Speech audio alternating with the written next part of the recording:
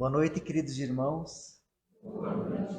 Para nós é sempre uma alegria estar nessa casa para poder falar para tantos corações amigos. Eu vou me permitir citar um provérbio, uma história chinesa que já falei aqui em outra oportunidade, mas devido à vastidão do tema e devido a nosso pouco conhecimento, eu vou colocar essa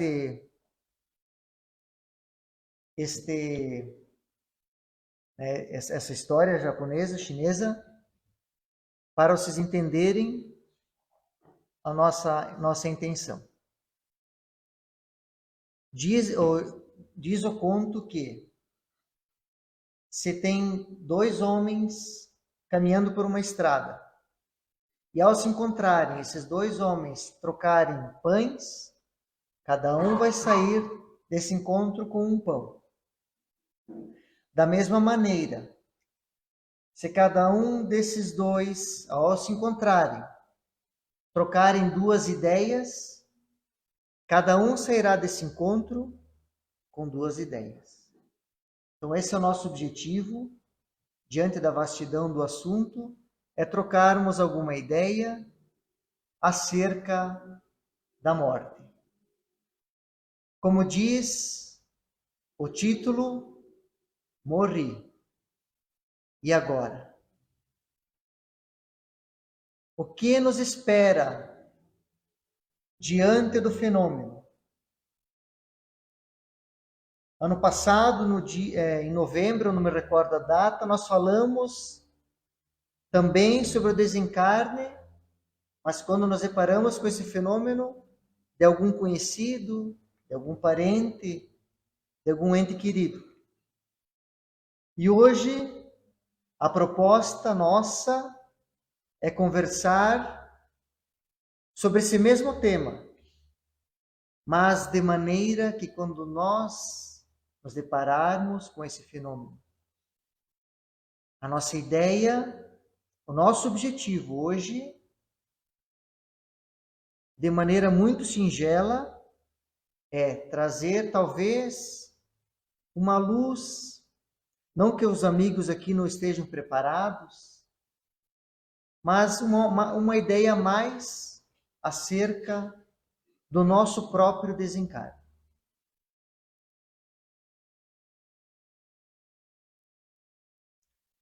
A nossa fala está baseada neste livro, O Céu e o Inferno, ou A Justiça Divina, segundo o Espiritismo. Livro escrito por Allan Kardec, auxiliado pelos espíritos superiores. Este livro foi lançado em 1868. E ele é o quarto livro da codificação do Pentateuco Espírita. E ele se relaciona com a quarta parte do Livro dos Espíritos. E aqui, com o auxílio do André, eu quero só fazer um parênteses, porque assim, o Evangelho segundo o Espiritismo, cada parte dele se relaciona com uma outra obra. O Livro dos Espíritos se relaciona com cada uma das obras, as outras seguintes. A primeira parte do Livro dos Espíritos, vou retomar porque eu falei errado. A primeira parte se relaciona com as questões primárias ou naturais, que é o livro A Gênese. Então a Gênese se relaciona com a primeira parte do Livro dos Espíritos. A segunda parte é relacionado com a vida espiritual. Então se relaciona com o Livro dos Médiuns. A segunda parte do Livro dos Espíritos se relaciona com o Livro dos Médiuns. A terceira parte do Livro dos Espíritos trata das leis morais. Então se relaciona agora sim com o Evangelho segundo o Espiritismo. E a quarta e última parte do livro dos Espíritos se relaciona com as penas e os gozos futuros. Então, o céu e o inferno, que é o objeto da nossa fala de hoje. Ele é um exame comparado das doutrinas sobre a passagem da vida corporal à vida espiritual,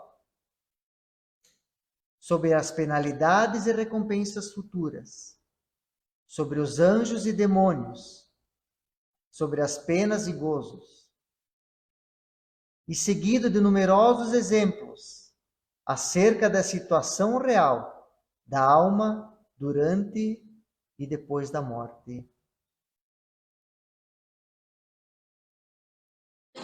Nós trouxemos lá, então, nessa segunda parte, existem vários exemplos.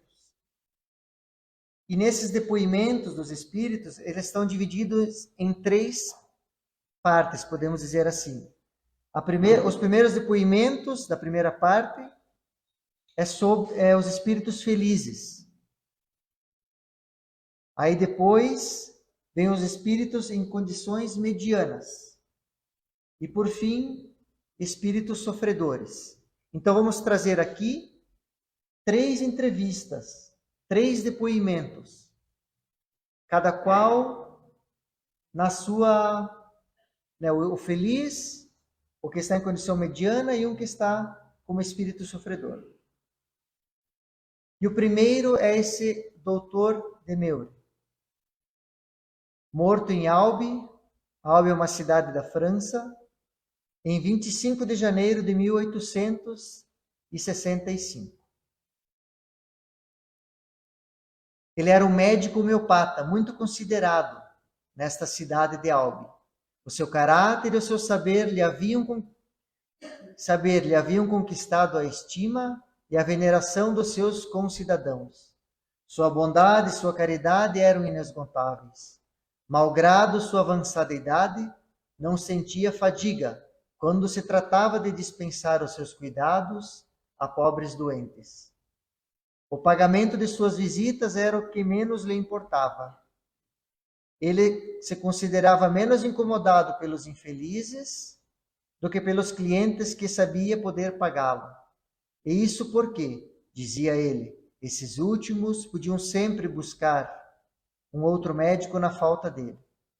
Aos infelizes ele não somente dava receitas e remédios sem cobrar, mas frequentemente acrescentava o necessário para suprir as suas necessidades materiais, o que às vezes é o mais eficaz dos medicamentos. Podemos dizer que ele era o cura-d'ars da medicina.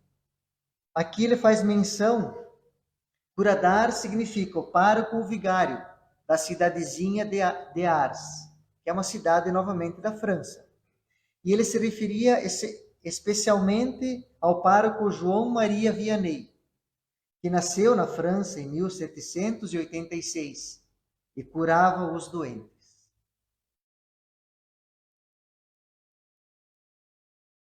Demeure havia abraçado com ardor a doutrina espírita, na qual encontrava a chave dos mais graves problemas que havia inutilmente procurado na ciência e na filosofia.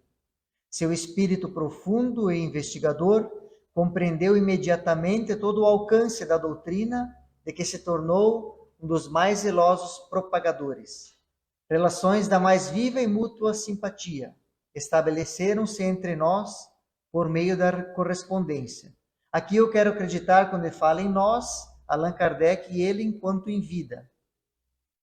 Soubemos da sua morte a 30 de janeiro. Nosso primeiro pensamento foi o de obtermos uma conversação que nos deu no mesmo dia. Agora é o Demeure falando. Eis-me aqui. Prometi a mim mesmo quando vivo que ao morrer viria, se me fosse possível, apertar a mão do meu amigo, do meu querido mestre e amigo, o senhor Allan Kardec. A morte deixou a minha alma neste pesado sono que chamamos letargia. Letargia é um estado de profunda inconsciência. Mas o meu pensamento velava. Sacudi esse torpor funesto que prolonga a perturbação de após morte e me despertei fazendo de um salto a travessia. Então percebemos que para Demeure foi muito tranquilo. Ele sentiu alguma coisa, mas de uma maneira muito rápida, ele já estava dono de si, das suas faculdades. Como eu sou feliz! Não estou mais enfermo nem velho. Meu corpo era apenas uma vestimenta necessária. Sou jovem e belo, desta eterna beleza juvenil dos espíritos, em que as rugas jamais assinalam o rosto e os cabelos não embranquecem com o passar do tempo. Estou leve como pássaro que atravessa em rápido voo o horizonte de vosso céu nebuloso, e admiro, contemplo, bendigo e me inclino, átomo que sou, ante a grandeza, a sabedoria e a ciência de nosso Criador, ante as maravilhas que me cercam.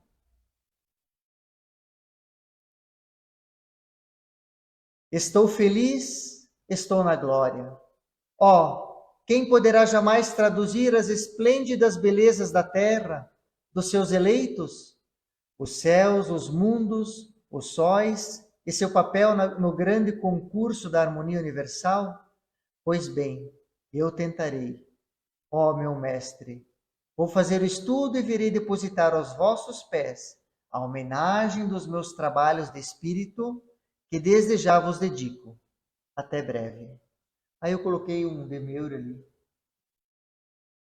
de braços abertos, né, ante o sol. O próximo depoimento é do Marquês de Saint-Paul, falecido em 1860, evocado a pedido de uma sua irmã, consoro da Sociedade de Paris, em 16 de maio de 1861. Confesso que escolhi esse espírito de condição mediana por ser 16 de maio, o dia do meu aniversário. Evocação. Eis-me aqui. Vossa irmã pediu-nos para evocar-vos, pois conquanto seja médium, ainda não está bastante desenvolvida. Responderei da melhor forma possível. Em primeiro lugar, ela, a irmã no caso, querendo saber, né, do Marquês. Ela deseja saber se sois feliz. Ao que ela responde: estou na erraticidade, estado transitório que não proporciona nem felicidade, nem castigo absolutos. E aqui podemos fazer um parênteses para Demeure, um espírito feliz que também está na erraticidade. Mas devido à sua condição de uma pessoa muito boa, para ele a erraticidade é bom. Já para o Marquês, ele já fala que tem as duas coisas. Ele tem a felicidade, mas também tem os castigos.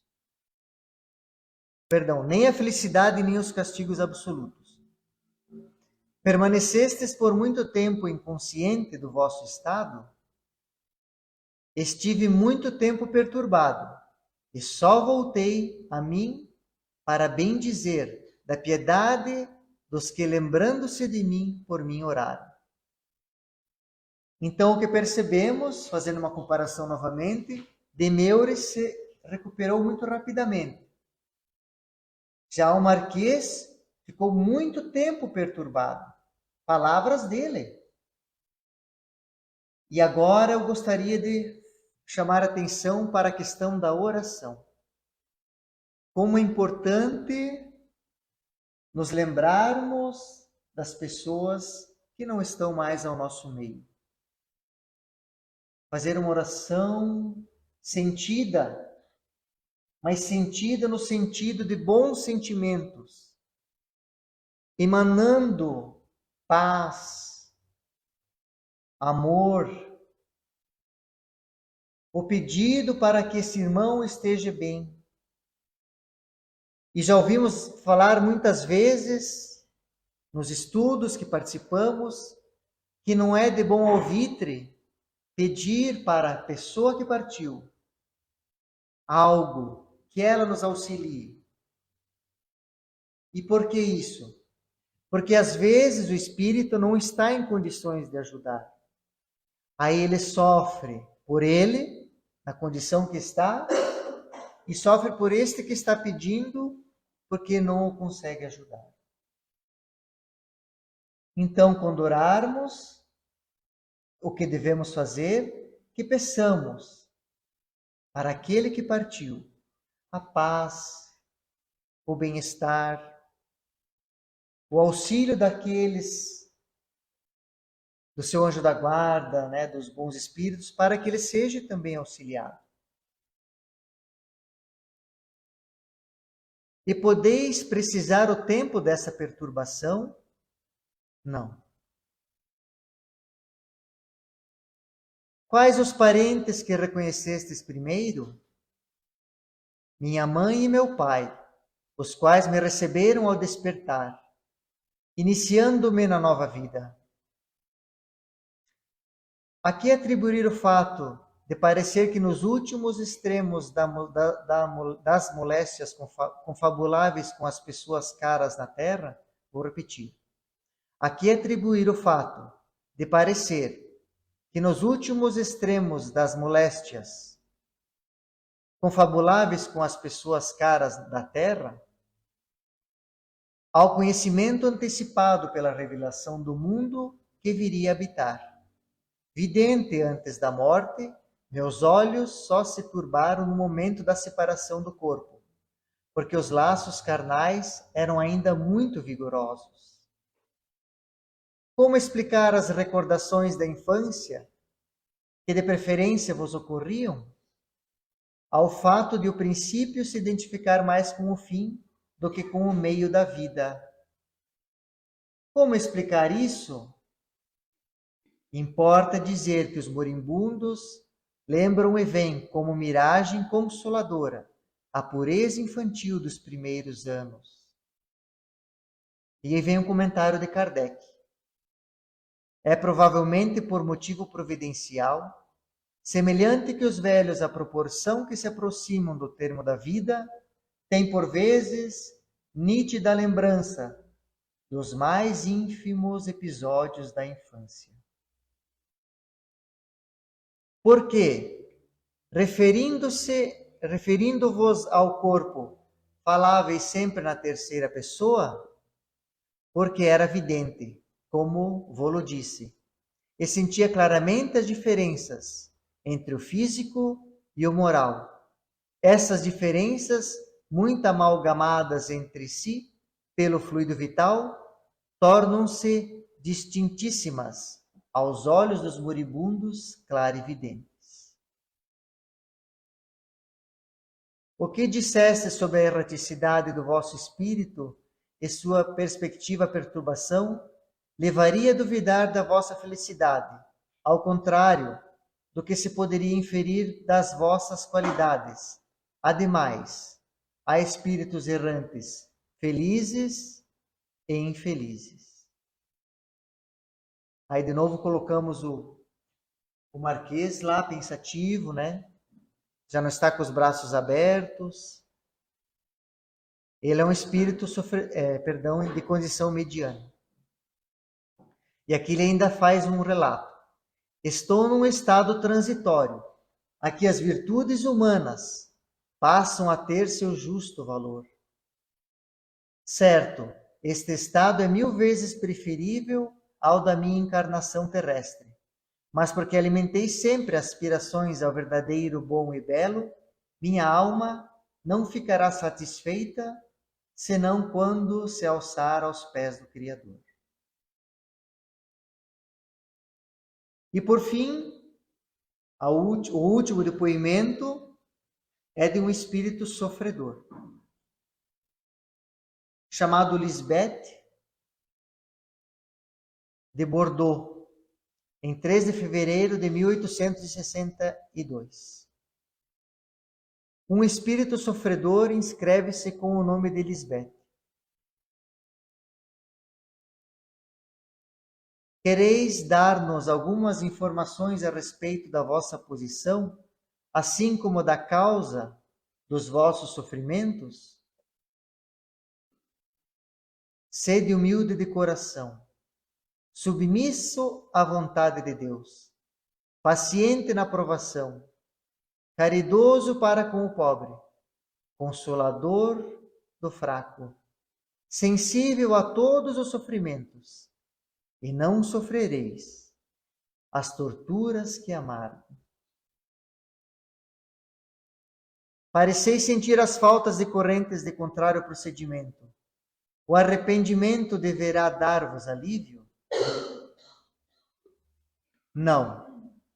O arrependimento é inútil quando apenas produzido pelo sofrimento. O arrependimento profícuo tem por base a mágoa de haver ofendido a Deus. E importa no desejo ardente de uma reparação. Ainda não possuo tanto. Infelizmente, recomendai-me as preces de quantos se interessam pelos sofrimentos alheios, porque delas tenho necessidade. Então, chamamos mais uma vez a atenção da importância de uma oração a alguém que partiu. Farei o que desejais. Podereis dar-me alguns pormenores da vossa última existência corporal? Daí talvez nos advenha um ensinamento útil, e assim tornareis proveitoso o arrependimento. O espírito vacila na resposta, não só desta pergunta, como de algumas que se seguem. Tive um nascimento de elevada condição. Possuía tudo o que os homens julgam a fonte da felicidade. Rica, tornei-me egoísta. Bela, fui vaidosa, insensível, hipócrita. Nobre, era ambiciosa. Calquei ao meu poderio os que se me não rolavam aos pés e oprimia ainda mais os que sob eles se colocavam. Esquecida de que também a cólera do Senhor esmaga, cedo ou tarde, as mais altivas frontes. A cólera do Senhor. Lendo isso, nós podíamos pensar, mas Deus então castiga. De forma nenhuma. O que acontece aqui é a lei de causa e efeito. Deus nunca vai deixar de cumprir uma lei que ele mesmo criou. Por mais que ele gostasse de Lisbeth, ele sabe que ela precisa passar o que ela está passando para se melhorar. Porque foi isso que ela plantou. O que eu planto, já foi falado aqui muitas vezes, é livre. Mas o que eu vou colher, a colheita do meu plantio é obrigatória.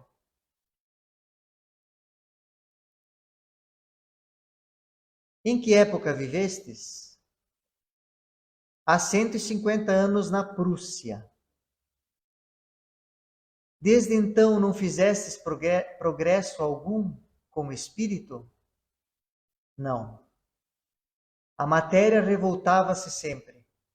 E tu não podes avaliar a influência que ela ainda exerce sobre mim, a despeito da separação do corpo.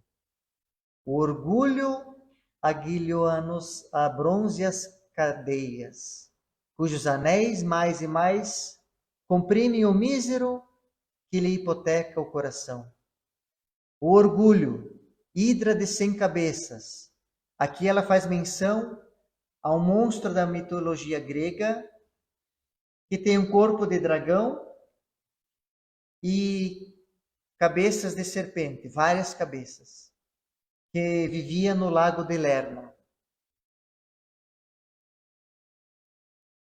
Deixa eu achar onde eu estou aqui. Hidra de 100 cabeças a renovarem-se incessantes, modulando silvos empeçonhados que chegam a parecer celeste harmonia. O orgulho, este demônio multiforme, que se amolda a todas as aberrações do espírito, que se oculta em todos os refolhos do coração, que penetra as velas, que absorve e arrasta as trevas da eterna higiene. Ó sim, eterna. Comentário de Kardec. Provavelmente o espírito não diz ter feito progresso algum, por ser sua situação sempre penosa, a maneira pela qual descreve orgulho e lhe deplora as consequências. É incontestavelmente um progresso. Certo, quando encarnado e mesmo logo após a morte, ele não poderia raciocinar assim. Compreende o mal, o que já é alguma coisa.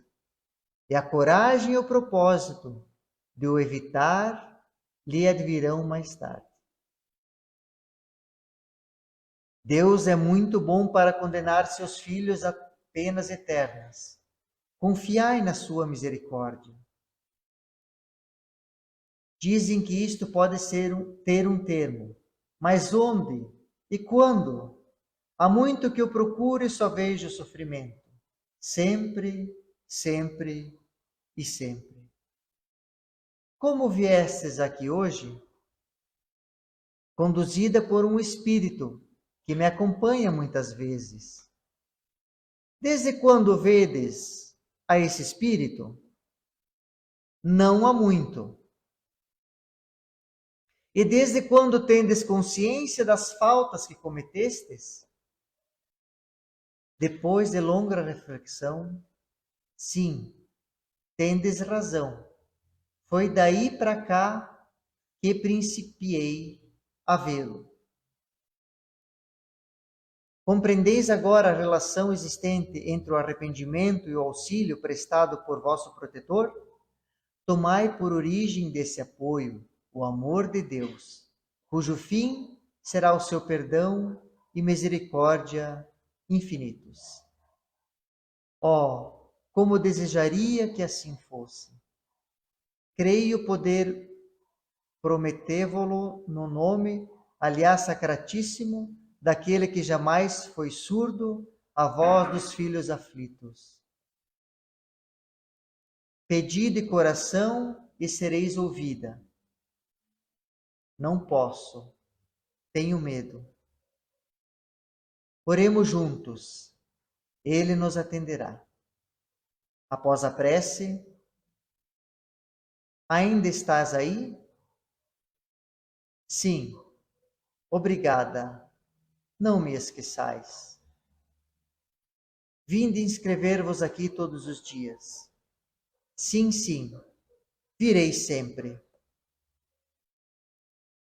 E aí o guia do médium, que recebeu esse espírito, no diálogo com o dialogador, nos diz: nunca esqueçais os ensinos que bebeis nos sofrimentos dos vossos protegidos, e notadamente das suas causas, visto serem lição que a todos aproveita, no sentido de se preservarem dos mesmos perigos e de idênticos castigos. Purificai os corações, sede humildes, amai-vos e ajudai-vos, sem esquecerdes jamais a fonte de todas as graças, fonte inesgotável, na qual podem todos saciar-se à vontade, fonte de água viva, que desaltera e alimenta igualmente, fonte de vida e ventura eterna. Ide a ela, meus amigos, e bebei com fé. Mergulhai nela as vossas vasilhas, que sairão de suas ondas pejadas de bênçãos. Adverti vossos irmãos dos perigos em que podem incorrer. Difundi as bênçãos do Senhor, que se reproduzem incessantes. E quanto mais as propagardes, tanto mais se multiplicarão. Está em vossas mãos a tarefa, porquanto, dizendo aos vossos irmãos: aí estão os perigos, lá os escolhos. Vinde conosco a fim de os evitar. Imitai-nos a nós que damos de exemplo. Imitai-nos a nós que damos o exemplo. Assim difundirei as bênçãos do Senhor sobre os que vos ouvirem. Abençoados sejam os vossos esforços, o Senhor ama os corações puros. Fazei por merecer-lhe o amor. E a pergunta que queremos trazer, após é um pouco longa essa explanação, mas importante para embasar a nossa continuação, é: com qual desses espíritos eu me identifico mais? Se com o Demeure, que é um espírito feliz, se com o Marquês, que é um espírito de condições medianas, ou se com a Lisbeth, que é um espírito sofredor. Como sabemos, todos vamos morrer um dia. E reflitamos com qual desses indivíduos nós vamos nos identificar mais. Lembrando também que nenhum desencarne é igual a outro. Aqui eu coloquei 3. No livro existem vários. Convido a todos à leitura. Porque assim como vivemos, queridos amigos, assim cada um de nós vai morrer. Vai desencarnar. Vai enfrentar o fenômeno da morte.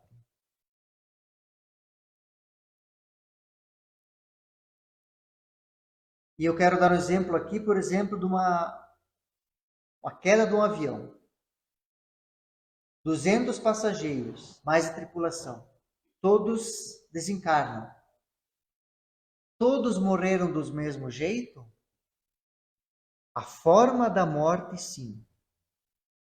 Mas o que cada um sentiu, mesmo morrendo da mesma maneira,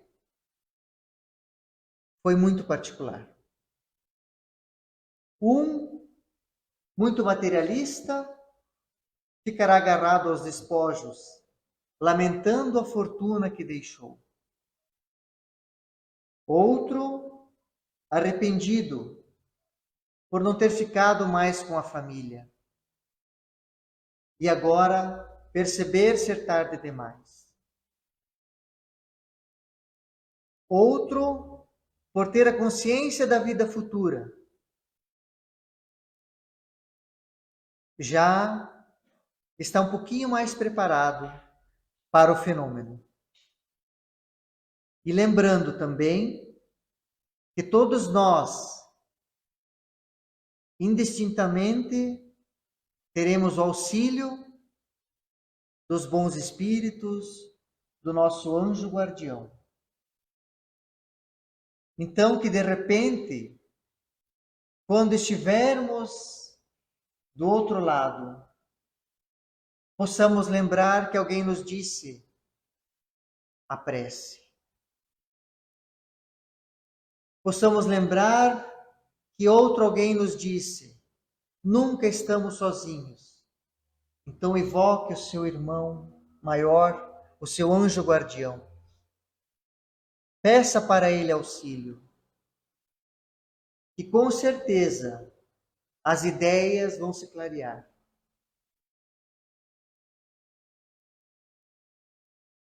E o que fazer então ao chegarmos assim? O que fazer então a partir de hoje? Sabendo que todos nós um dia vamos enfrentar o fenômeno da morte. Há 2 dias, eu peço perdão, não vou conseguir lembrar a história inteira, mas eu vou tentar passar a essência para os amigos. Eu vi uma história, e a história tem como título O Grande Mestre. E esse grande mestre tinha muitos discípulos. E os discípulos e o grande mestre moravam num mosteiro praticamente em ruínas, porque eles não trabalhavam, eles meditavam e oravam. E eles perceberam essa situação desse mosteiro quase em frangalhos. E vieram ter com o mestre. O mestre pensou alguns dias e pediu que todos se reunissem porque ele daria a solução do seu problema, do problema que eles estavam enfrentando, desse mosteiro que estava à beira de desabar. Disse o mestre: eu quero que vocês vão à cidade, porque esse mosteiro ficava perto de uma cidade, e eles viviam do que a cidade lhes doava. Só que eu quero que vocês vão a esta cidade e que vocês roubem, mas com uma condição: que ninguém os pegue roubando, que ninguém os veja roubando. Essa é a única condição que eu peço, disse o grande mestre. Os discípulos, claro que ficaram surpresos com essa ideia quase absurda, mas, como era um mestre falando, assim o fizeram. Foram até a cidade. Apenas um ficou. Eles foram e conversando sobre a decisão do mestre, até um pouco titubeantes, mas foram. E este que ficou, o mestre veio ter com ele. Discípulo, por que você ficou? Mestre, o Senhor nos disse para roubarmos, mas que ninguém nos observasse. E para mim isto é impossível, porque eu estou me observando. E ao estar me observando, tem alguém me observando. Então não posso fazê-lo. Muito bem. O mestre abraçou esse discípulo e disse: pelo menos você entendeu o meu recado. Então é isso que eu quero trazer para vocês como primeira sugestão de como chegar um pouco melhor do outro lado. Vou fazer isto ou aquilo. Ah, mas não está ninguém vendo. Eu estou vendo. Me fugiu o nome de um grande palestrante, mas ele disse uma coisa muito interessante. Eu estou o tempo inteiro comigo, diz ele. Eu assisto o meu próprio espetáculo. Então, eu resolvi fazer bons espetáculos para a minha apreciação. Já que eu vou ter que me assistir o tempo inteiro, eu vou fazer que essas visões, esse olhar que eu tenho de mim mesmo, vale a pena. Então, esse é a primeira sugestão que deixamos a todos nós.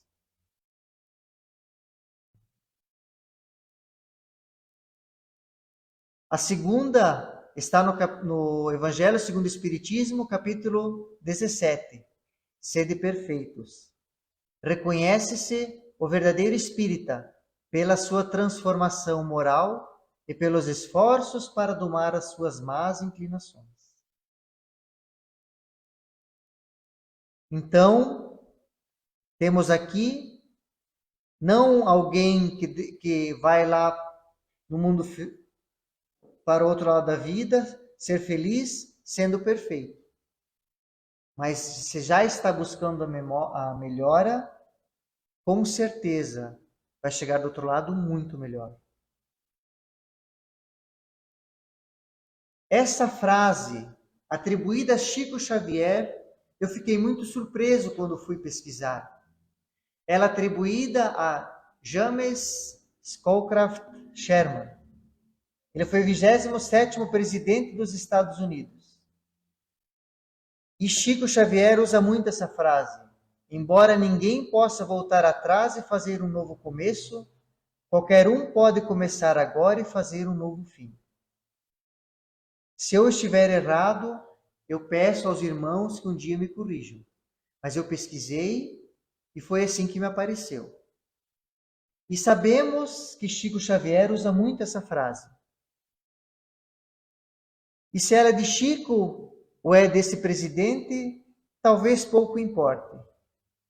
Mas o importante é a mensagem que ela nos traz. De que se hoje eu estou muito arrependido de alguma coisa que eu fiz, amanhã eu posso fazer melhor.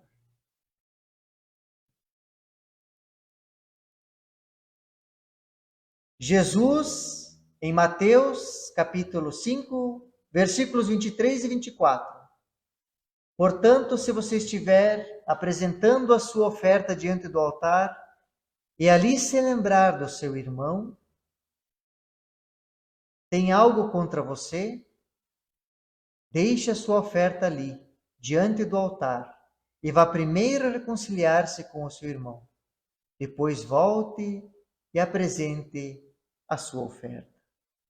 A reconciliação, o perdão, a resiliência para com os outros e para com nós mesmos. A paciência para com os outros, da mesma maneira que os outros têm paciência conosco. Porque às vezes, já foi falado muito aqui também, eu preciso de paciência com fulano e ciclano. Mas nunca olhamos a paciência que fulano e ciclano às vezes tem que ter com nós mesmos.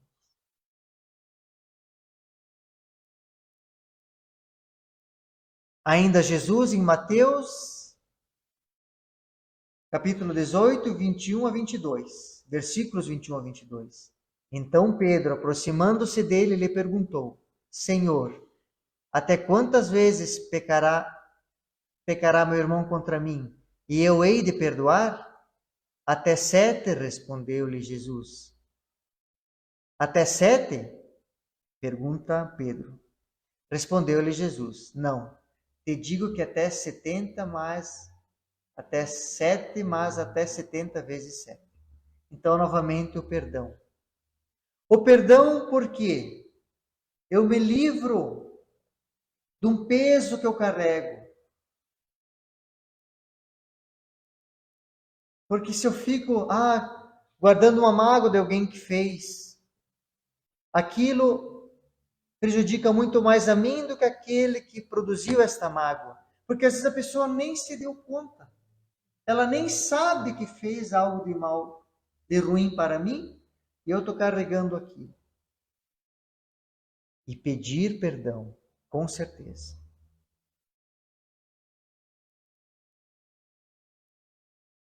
Já nos encaminhando para o final da nossa fala, eu quero ainda citar uma frase muito interessante de um beato católico que morreu com 15 anos. Ele nasceu em 1991 e faleceu em 2006. Ele nasceu na Inglaterra e morreu em Monza, na Itália. Ele diz uma frase muito interessante, que até foi minha esposa que me mostrou essa frase. Nós nascemos originais e morremos cópias.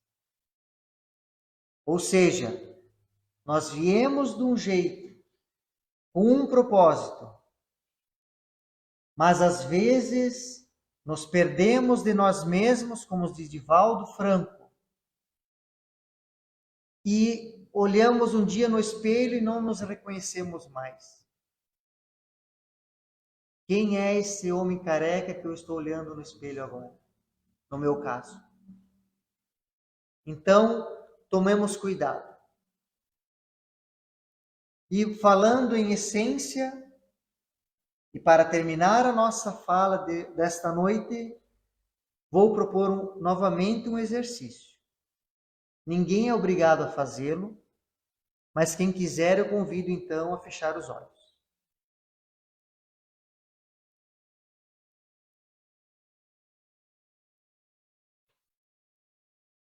Eu gostaria que os amigos se lembrassem de vocês, criança.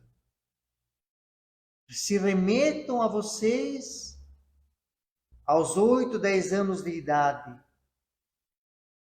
busque uma imagem de vocês com essa idade.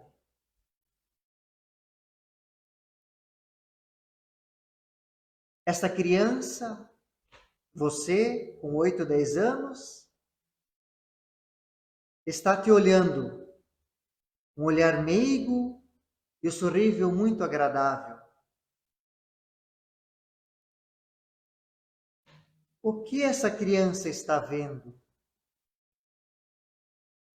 Essa criança vê um adulto, um jovem ou um idoso alegre, feliz, saudável?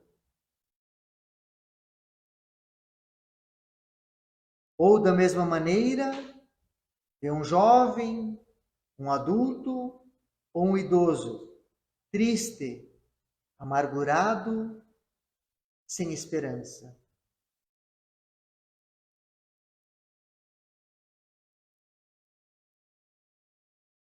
O que aconteceu com essa criança? O que ela se tornou? Ela se aproxima, te abraça e fala com muito carinho: eu quero que você seja feliz. Nunca se esqueça de mim. Retome a nossa essência, a nossa identidade, a nossa felicidade, os nossos sonhos. Você é incrível e eu acredito em você. Deus acredita em você e quer que você cultive a centelha divina que temos dentro de nós. Se acalme, se ame e trabalhe com alegria e perseverança. A nossa felicidade está exclusivamente em suas mãos. Podem abrir os olhos.